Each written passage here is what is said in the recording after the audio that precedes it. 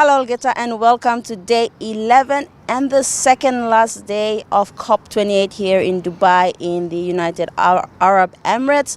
I'm Sinivar along with me. I have Merva Cameron and Amelia from Fiji. So we are winding down COP28. Yes, you can see it all around us. There's not much foot traffic here. But what are you looking at doing today, Amelia?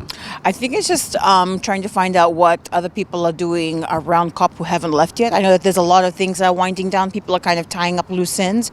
So that's going to be really interesting to see. There's a big press conference that's going to be taking place a little later on that I know that we're going to be covering. But for now, I think like all of the big things are kind of out of the way. This is just where the people who are kind of left behind are tying up the loose ends for their countries and for policies and for negotiations.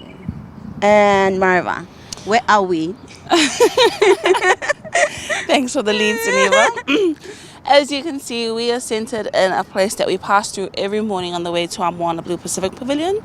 And the buildings behind us, can you see the two architecture ones?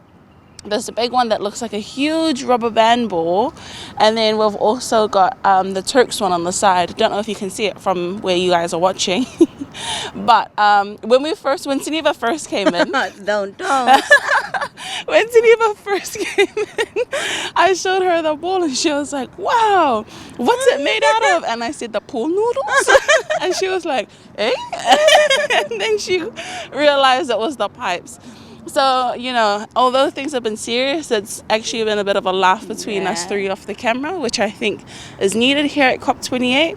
Tagging on to what Amelia said, it's kind of like a ghost town today. Everyone has kind of left, and I think the only people staying behind are the negotiators to continue negotiations and get it done for their country before COP wraps up tomorrow.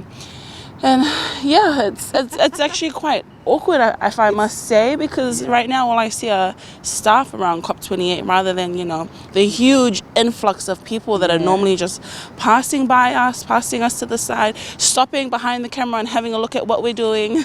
Taking pictures. Yeah, taking pictures, asking for our flowers. And so, although it's been a crazy hectic 2 weeks, I myself am feeling the wind down and getting ready to pack up myself to go home for Christmas. Yeah, and we're not the only ones. I mean, this place is empty. Usually when we're here around this time, it's a buzz of activity. There are people kind of rushing off to go and get ready for the day.